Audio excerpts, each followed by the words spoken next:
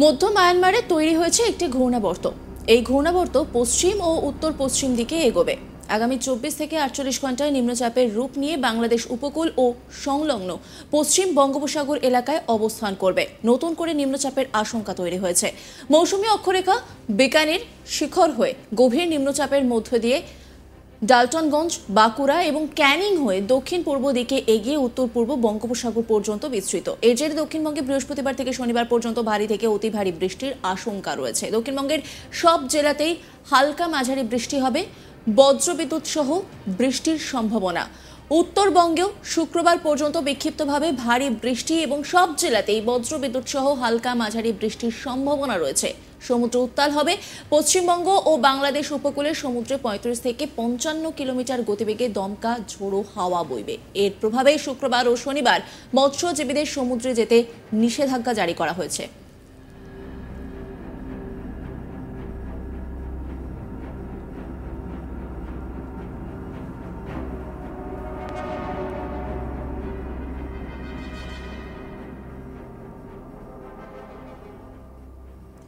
বৃহস্পতিবার উত্তর ও দক্ষিণ 24 পরগনাতে 12 সেপ্টেম্বর ভারী বৃষ্টির পূর্বাভাস দিয়েছিল আলিপুর আবহাওয়া দপ্তর। বজ্রবিদ্যুৎ সহ বৃষ্টি হবে পূর্ব বর্ধমান, উত্তর ও দক্ষিণ 24 পরগনা, নদিয়া, মুর্শিদাবাদ এবং বীরভূম জেলাতে।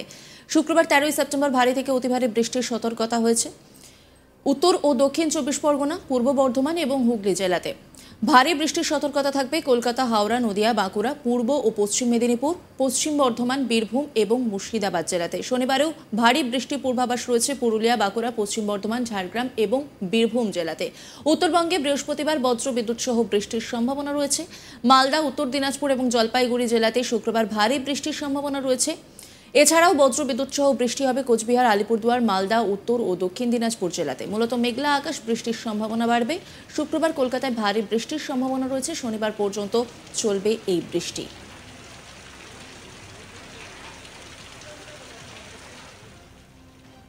আলিপুর আবহাওয়া দপ্তরের অধিকর্তা সোমনাথ দত্ত তিনি কি বলেছেন শোনাবো আপনাদের। জেলায় কয়েকদিনে দু এক জায়গাতে আপনার আইসোলেটেড ভাবে হেভি রেন থেকে হেভি রেন হওয়ার সম্ভাবনা আছে, heavy to very heavy rain হওয়ারও সম্ভাবনা আছে। তো সম্ভাবনা আছে, তাছাড়া থান্ডারস্টর্ম উইথ লাইটনিং এগুলোরও সম্ভাবনা আছে। অ্যাকচুয়ালি একটা সাইক্লোনিক সার্কুলেশন মানে চক্রবাত ঘূর্ণাবর্ত আপার লেভেলে দেখা যাচ্ছে। সেই চক্রবাত ঘূর্ণাবর্তটা আপনার বাংলাদেশে আছে। আজকের দিনে এটা বাংলাদেশ এবং তার পার্শ্ববর্তী এরিয়াতে দেখা যাচ্ছে একটি চক্রবাত ঘূর্ণাবর্ত, যেটি আপার এয়ারে সমুদ্রপৃষ্ঠ থেকে 7.6 কিলোমিটার পর্যন্ত বিস্তৃত।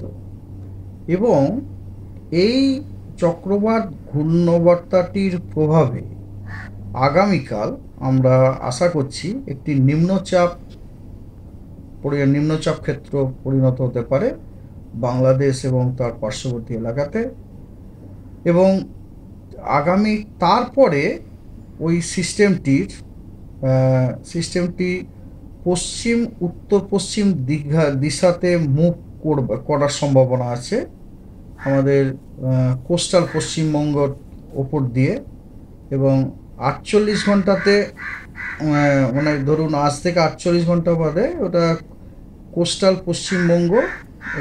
পশ্চিমবঙ্গ, উপকূলীয় পশ্চিমবঙ্গ এবং তার যে সংলগ্ন কোস্টাল পশ্চিমবঙ্গ বে অফ বেঙ্গলে ওটি আসার সম্ভাবনা আছে এবং ওটি আপনার ডিপ্রেশনও হওয়ার সম্ভাবনা আছে আর কি, ঠিক আছে না।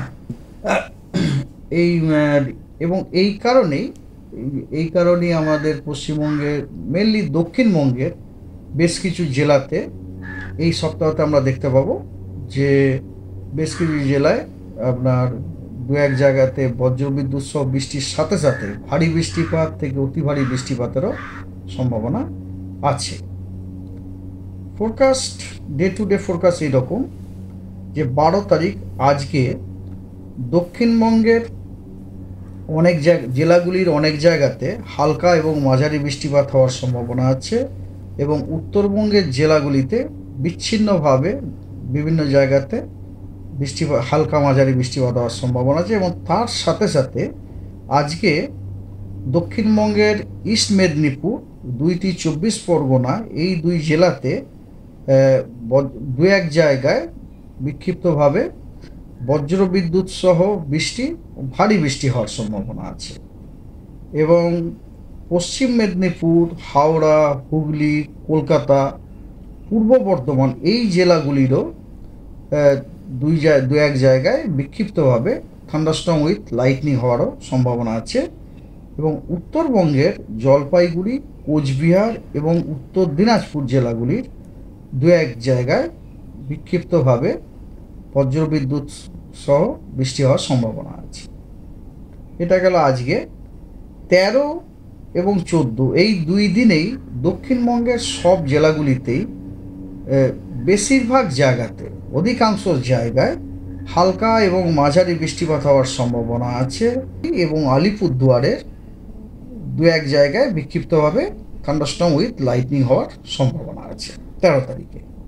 এবং 14 তারিখেও দক্ষিণবঙ্গের পুরুলিয়া, বাঁকুড়া, 2 বর্ধমান, ঝাড়গ্রাম এবং ওয়েস্ট মেদিনীপুরে এই জেলাগুলির দু এক জায়গাতে বিক্ষিপ্তভাবে ভারী থেকে অতি ভারী বর্ষণের সম্ভাবনা আছে। এবং সেখানে এগুলিতে সমস্ত কমলা সতর্কবার্তাও দেওয়া হয়েছে। ভারী থেকে অতি ভারী যেখানে যেখানে হয়েছে 13 তারিখ এবং 14 তারিখ কমলা সতর্কবার্তা দেওয়া হয়েছে।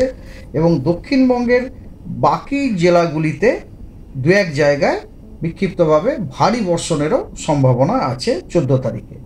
আর 14 তারিখে উত্তরবঙ্গের জলপাইগুড়ি, উত্তর দিনাজপুর এবং মালদার দু এক জায়গায় বিক্ষিপ্তভাবে থান্ডারস্টর্ম উইথ লাইটনিং হওয়ার সম্ভাবনা আছে।